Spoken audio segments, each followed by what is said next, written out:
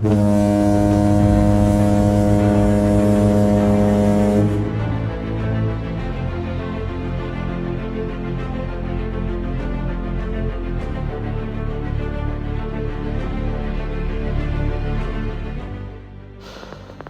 the ultrasound of a very strange case. That's the uterus, uterine cavity.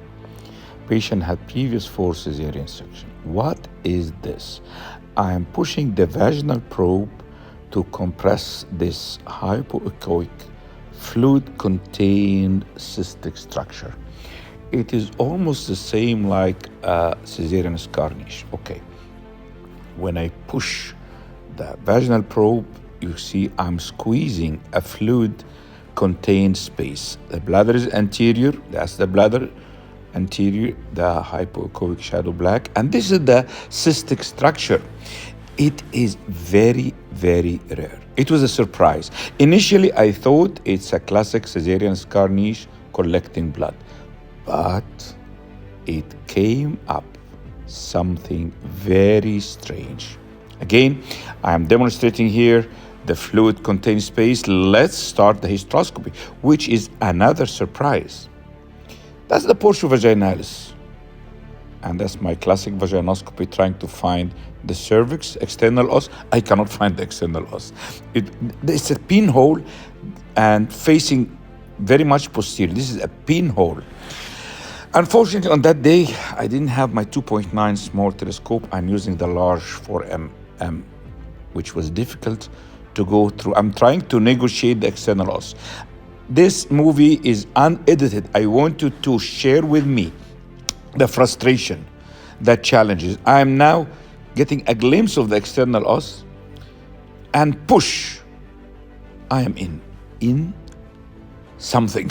I thought that I did force track into the vagina itself, but apparently I'm inside the cervical canal. And this looks to me as an Abuthian cyst, and this looks as adhesions into the cervical.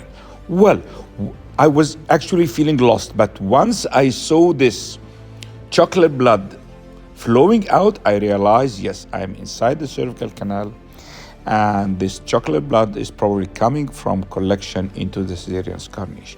Cervical canal was very narrow. I am using a large diameter telescope and sheath, so give it time.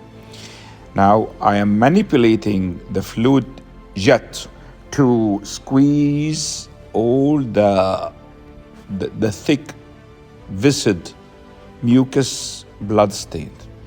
And then I have a glimpse of a black hole. But what is this? At 5 o'clock, yes. Look at this. This is gonna be a surprise. Initially, I thought that this is an Abuthian cyst. But actually, it looks rather posteriorly or posterolateral on the left side. So, expecting that I'm going into an Abuthian cyst, stay with me, and actually I'm accepting any addition from all of you because up till the moment I didn't know where I am. Okay, I found a space, not much filled with blood, but lined, not the classic Abuthian cyst, okay? Again, I want you to rewind the movie and start again from where I cut, because I was thinking that I'm going into an Abuthian cyst. And at this moment, I felt lost. I didn't know where I am. Then tried to explore this space, and then I found it's a big cavity. It's a big cavity, pulling in and out. Remember, from the start, that was just like a blackish membrane on the posterolateral aspect, looking like an Abuthian cyst. But it proved to be lined by endometrium. So I am going into endometrial cavity. Okay, again, I know that everybody is confused, and so do I. Don't think the expert can know everything. I've never seen a case like this before. So I widen the cavity, and I know this is lined by, what is this? This looks like an endometrium. And what is this? What? That is the internal os.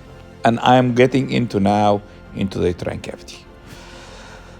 Again, very confusing case. I realize that I'm inside the cavity because of the topographic anatomy. I'm now trying, I want you to live with me, to feel my feeling. I want to explore what is this? Well, okay, this is tubal ostium. This is on the right side of the patient. And this yellow dotted surface is the endometrium. And this is the other tubal ostium. I am trying to identify where I am. I was totally lost in space. So now I realize that this is the uterine cavity, which I entered through this blackish membrane, which initially I thought an Apothean cyst. So pulling out gradually, what is this again? More confusing. Below the level of the internal os, there is this another blackish membrane. Here I am very scared. What is this? It could be leading to the, again, this is the internal os. I want you to live with me. And this is probably the Caesarean scar niche.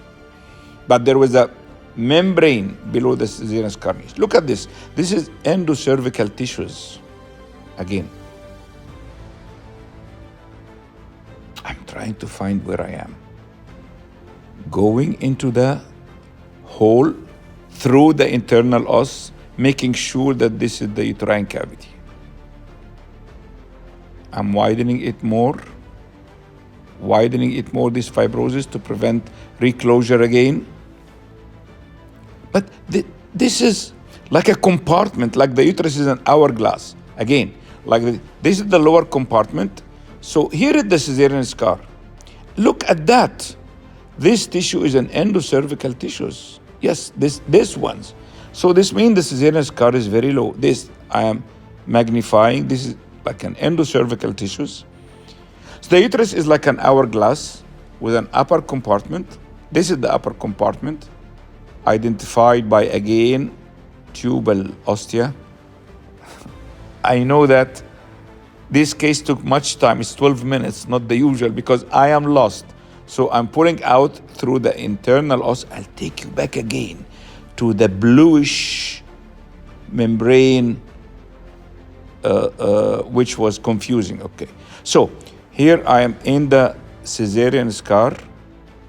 This is the entrance to the internal os, and be prepared to a surprise. What is this? If this is the Caesarean scar, so this membrane could take me to the urinary bladder. So very carefully, up, what's coming in? What is that? Yes. Oh my God. This is the hematoma between the uterus and probably the urinary bladder. It is scary. Yes, when I open it, I don't know where I am going to, where I am entering. So stay tuned and be thrilled to the adventure of going through a hematoma between the uterus and the urinary bladder.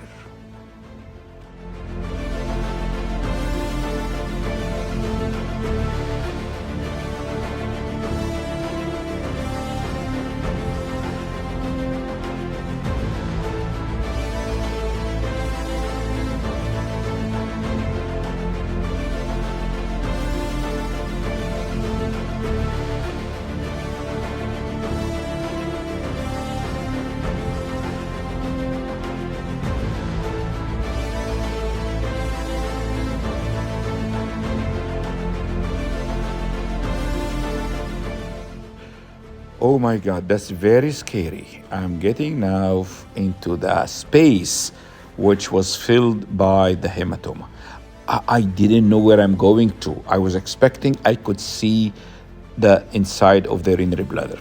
But giving time and irrigation is by jet flow, creating a turbulence to take that thick blood out. There is no use or no value of suction here. If you use suction, the cavity will collapse. Again, I'm identifying my topographical anatomy.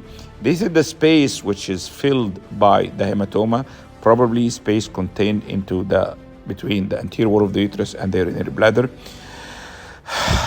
The jet wash is the best way to clear and clean. And you have to learn how to use judiciously the inflow, outflow. It's continuous change between inflow and outflow to drain. Again, look at the panoramic view. This is external os, which was pinhole that I negotiated by the tip of the telescope. Dilatation is impossible here.